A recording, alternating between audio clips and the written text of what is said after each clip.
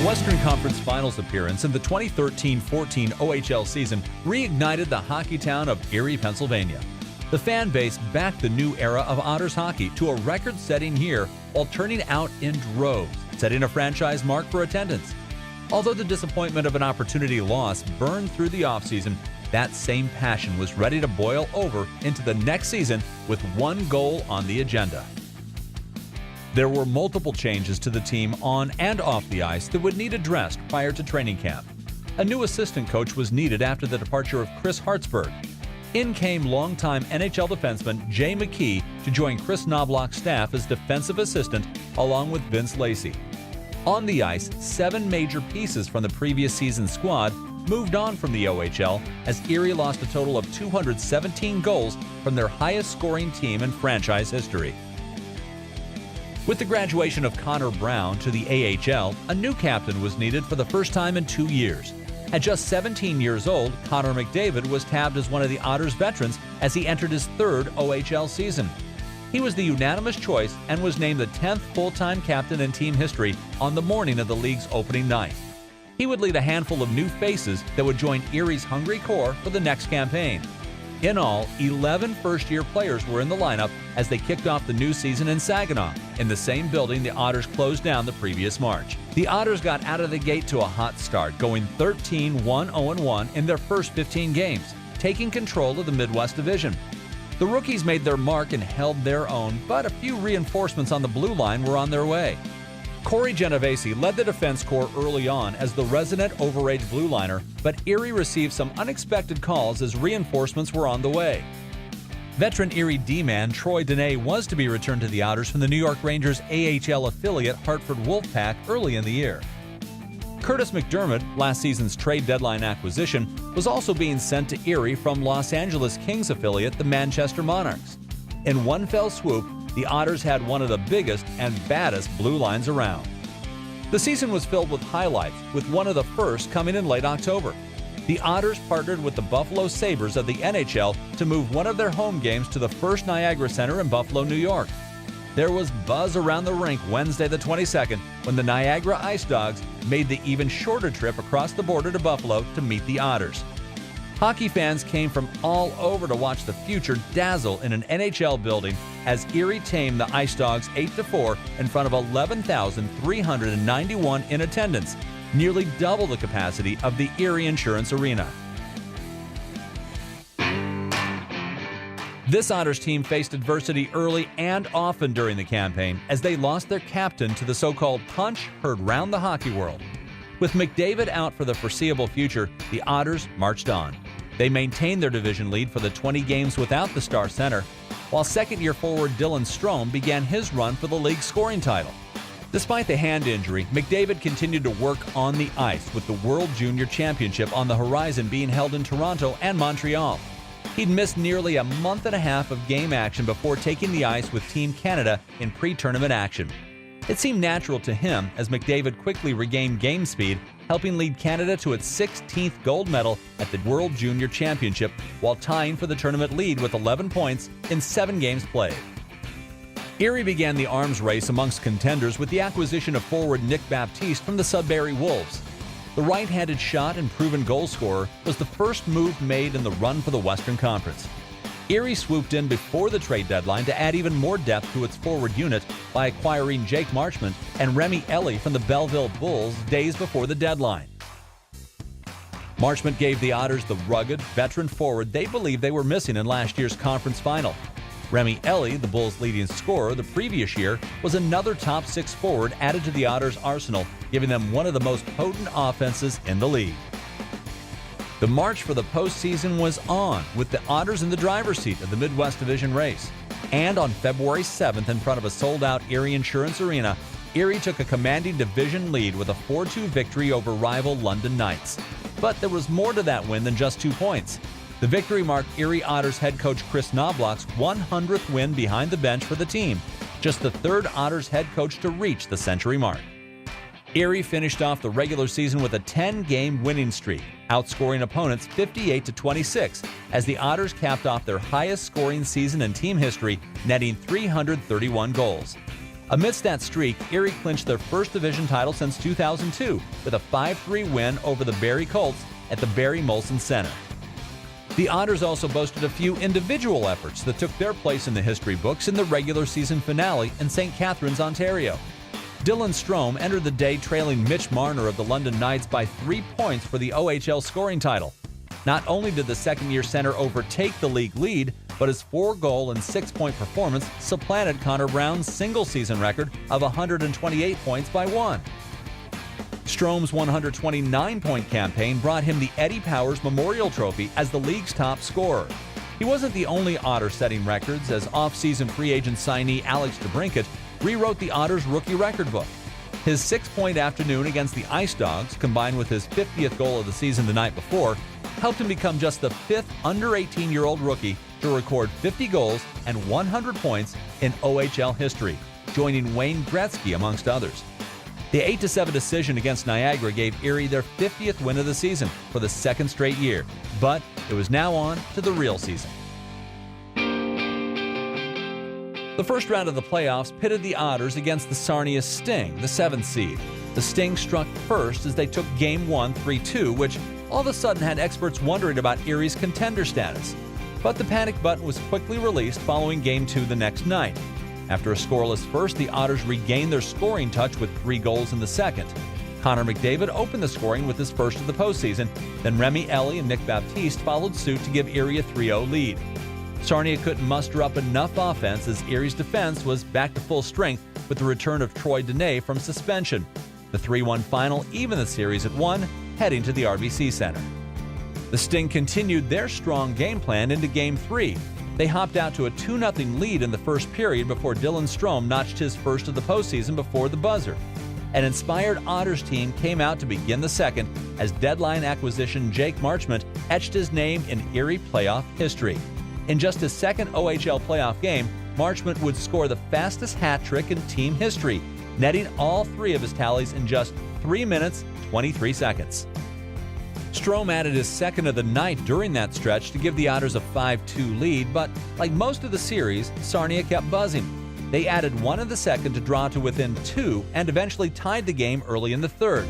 There wouldn't be a need for overtime as Erie, like they've done all season, found more offense when needed. Connor McDavid would score unassisted midway through the third to regain a 1-goal lead. The defense slammed the door shut for the remainder of regulation as Erie grabbed their first series lead 2-1. The RBC Center was packed again to see what could be the last time their team took the ice that season. The Sting knew it also as they bolted out of the gate to take a 3-0 lead in the first period, bringing in backup goaltender Daniel DeKoning for his first OHL playoff action. DeKoning was solid throughout, stopping 17 shots and allowing his team to start the climb out of the hole they dug themselves in. It would start with a spark from rookie Kyle Maximovich, who finally got Erie on the board in the second period on a gritty individual effort. To the final period they went, and the Otters needed just 1 minute and 11 seconds to tie the game. Travis Dermott showcased his offensive prowess with an end-to-end rush, then wiring the puck past Sarnia goalie Taylor Dupuis. 25 seconds later, Connor McDavid would center the puck towards the front of the net to see it deflect off of 2014 first-round pick Taylor Radish for his first playoff goal, tying the game at 3.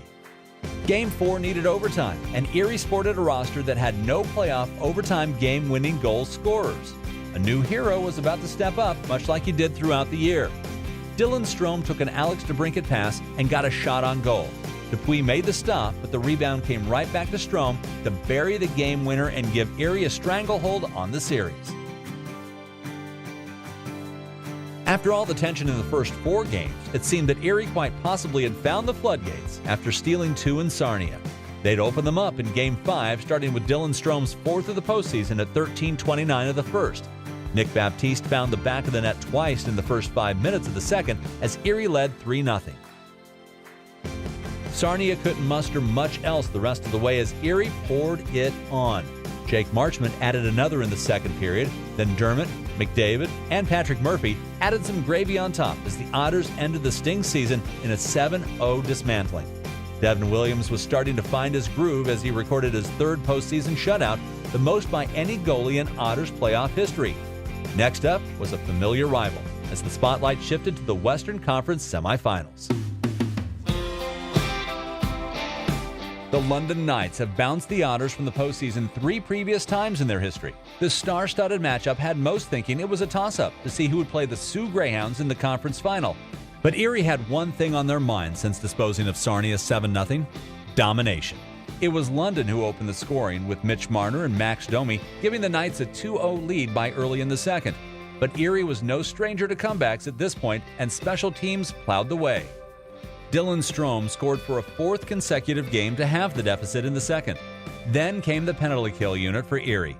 Using their assets to their advantage, Erie was generating more offense down a man than London was up a man. Nick Baptiste would tie the game with a shorty at 14:41. Then, not to be outdone, Connor McDavid had a shorthanded effort of his own to give the Otters their first lead of the game at 3-2. When the dust settled, Erie scored 5 unanswered goals as Alex DeBrincat and Connor McDavid added insurance in the third as the Otters led the series 1-0. Changes were needed for both rosters as Erie lost Mason Marchment and Curtis McDermott to suspension stemming from Game 1. London lost 2 of their potent scorers in Max Domi and Mitch Marner. Now was the time for Erie to strike with the Knights missing Paladins. With the stage set, a history-making performance was ready to be seen at the Erie Insurance Arena. Connor McDavid would electrify the crowd, starting with his first of the night coming on a face-off win from Quentin Maximovich 5 minutes into the game. He followed that up with his second of the night with 45 seconds left on the clock in the first period. McDavid completed the hat trick in the second period as Erie led 3-0. Jake Marchment continued his offensive production with his 5th of the playoffs before Remy Ellie helped McDavid score his 4th of the night to give the Otters a 5-0 lead after 2 periods. London would make things interesting in the third by climbing within 2, but McDavid would dazzle again to end the comeback.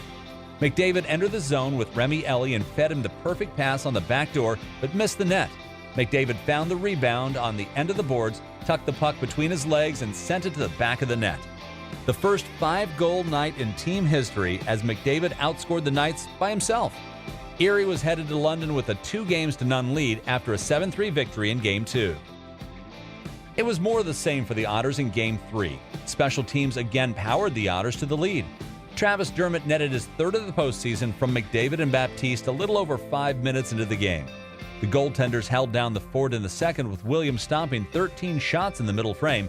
The offense found itself again in the third as Erie poured it on. McDavid set up Nick Betts on a sweet backdoor dish for his first career OHL playoff goal. Then, Jake Marchment found a Kyle Maximovich centering feed and buried his 6th of the playoffs. Alex DeBrincat regained his scoring touch as Ellie and McDavid set him up for a wicked one-timer in the slot to put Erie out of reach as Game 3 ended 4-1.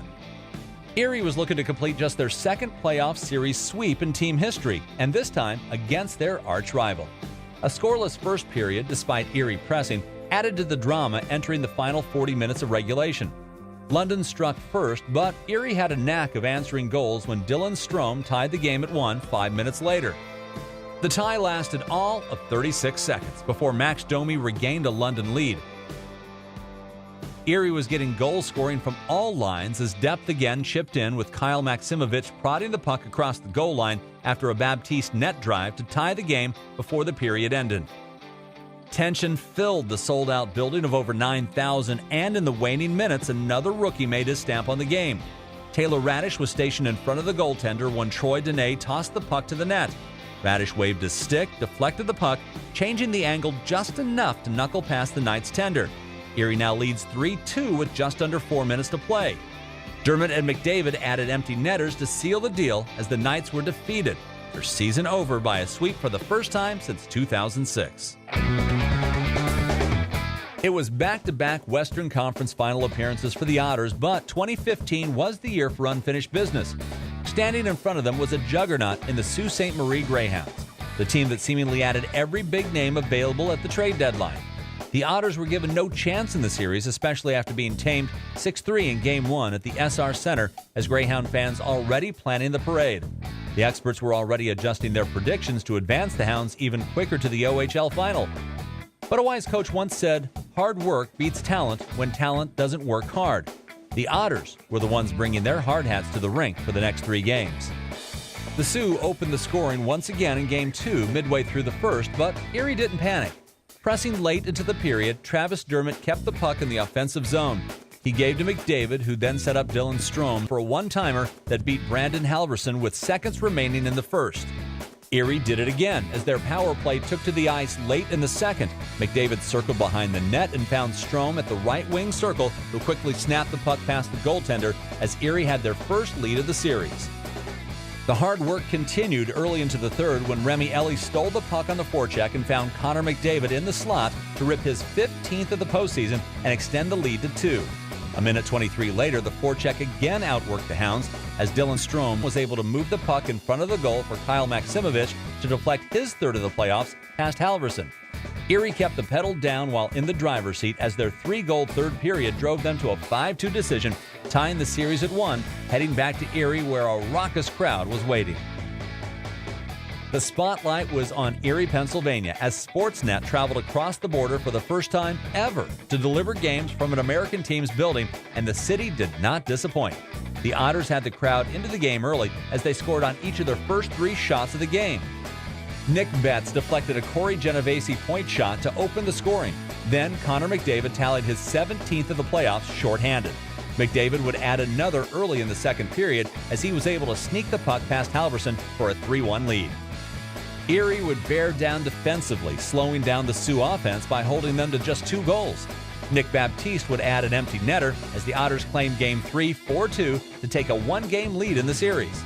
The ice opened up in Game 4 as the teams traded goals back and forth, with Nick Baptiste leading the way for Erie. He'd tie the game at 1 early in the first, allowing Alex DeBrincat to give the Otters their first lead with his shorthanded marker 6 minutes later. The Greyhounds jumped back in the driver's seat with the next 2 goals, but Baptiste's second power play goal of the night would even things at 3. A wild third period was on deck and the Sioux struck first.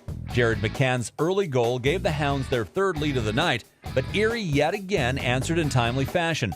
Dylan Strome notched his 9th of the playoffs just 41 seconds later to tie the game at 4.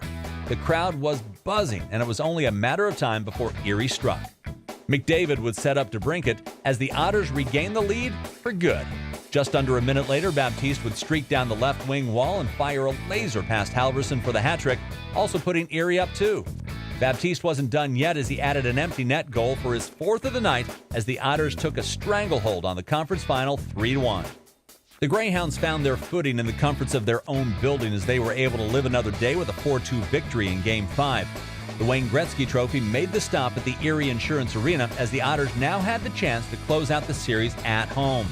Nick Betts again kicked off the scoring on a slick backdoor play with Travis Dermott. With their backs against the walls, the Sioux responded with 2 of their own to take a 2-1 lead. Erie did the same as Jake Marchment scored another momentum-swinging goal in his team's favor to tie the game at 2 in the first period.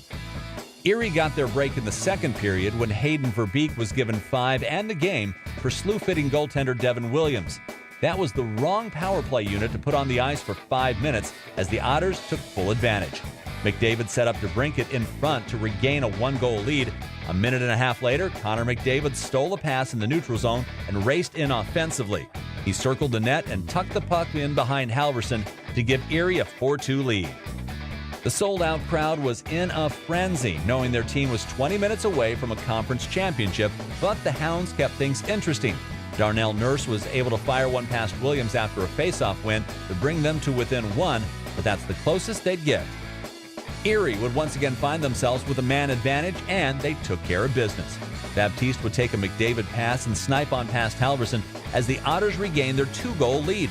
It was all insurance from then on when DeBrincat finished off a pretty 3-on-1 passing display with McDavid and Remi Elie. The undrafted rookie would complete the hat trick with an empty net goal with a little under 3 minutes left as the Otters now lead 7-3. Time would wind down and the Erie Insurance Arena erupted as the Erie Otters were Western Conference champions for the first time since 2002. The magical run continued into the OHL Championship against the Oshawa Generals, and although the result wasn't the desired one, this team achieved more than they were supposed to. Critics doubted this Erie Otters team starting the summer before training camp even began. For 9 months, they proved everyone around them wrong by working together and becoming a family on and off the ice. There will be those who graduate to the professional ranks from this squad, but a steady core remains. Erie will return a strong rookie class next season for their sophomore seasons in the OHL. And after another great draft class, the Otters will continue to have fresh legs ready to compete for roster spots come September. One goal brought together an entire city around this special group, something few will ever experience, leaving lasting memories for the rest of their lives.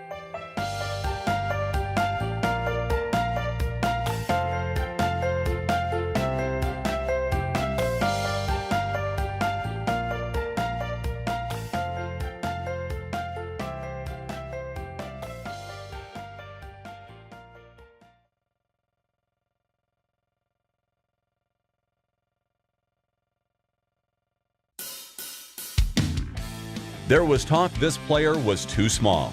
He was passed over by every OHL team at the draft. And when he signed with the Erie Otters as a free agent, he was hoping just to make the team. Well, he did more than that as he rewrote the rookie record book with 51 goals and 104 points. He was named OHL and CHL Rookie of the Year. Only fitting that this one comes as well. The 2014-2015 Rookie of the Year, Alex DeBrincat.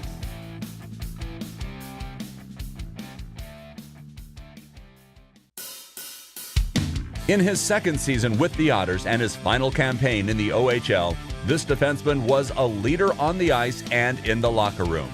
He provided Erie a veteran presence on a team that began the year with 12 rookies. His work ethic is hard to match as he went on to his most productive OHL campaign.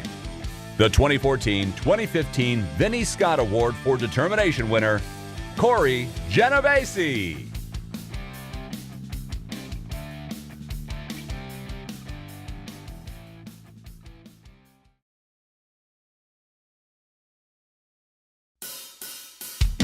The Otters' back end lost a few key pieces entering the 14-15 season, but the trust in their young players would pay off. This blue liner went on to be named Defenseman of the Month for November and recorded a team defenseman record 16-game point streak in the first half of the season. He logged top pairing minutes and was instrumental in shutting down opposing teams' top lines. The 2014-2015 Best Defenseman, Darren Radish.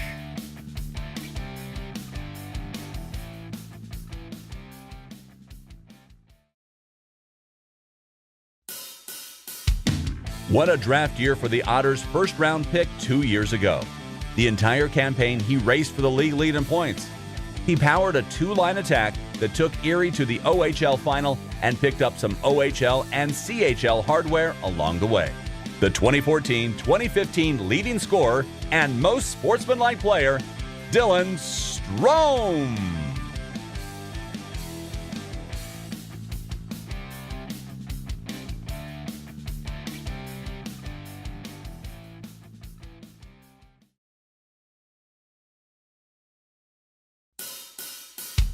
A first year in the OHL can be daunting on a person, but this player embraced all that came with it. Adjusting to school and hockey, but also giving back to the Erie community is something this young man enjoyed. Between school reading visits, team appearances, kids club events, or volunteering to assist in any way, this player is dedicated to the Otter Way. The 2014-2015 Steve Nimigon Humanitarian Award winner, Kyle Maximovich.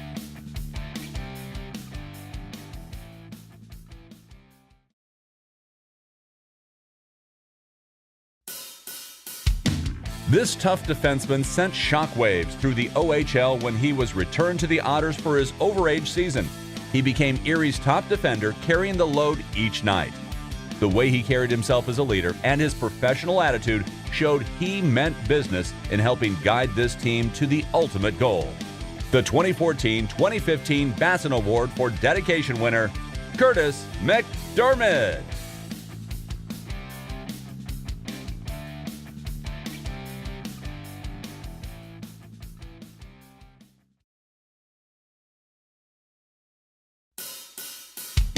It's not very often that a player sticks around with a single team for 4 seasons, but over that time, this big frame became part of the culture change in Erie.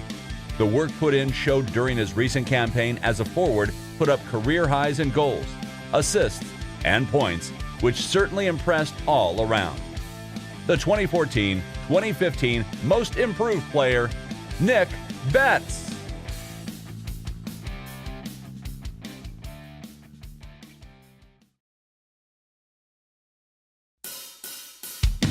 Many called it the farewell tour, and what a performance it was. Career highs in goals, assists, and points, a gold medal with Canada at the World Junior Championship, and another trophy case to fill after his take from the OHL and CHL awards. Why don't we add a few more to that trophy case? The 2014-2015 Player of the Year, Most Valuable Player, Outstanding Playoff Performance, Certs Family Scholastic Award, and Iron Workers Local Union No. 3 3-Star Selection Award winner, Connor McDavid.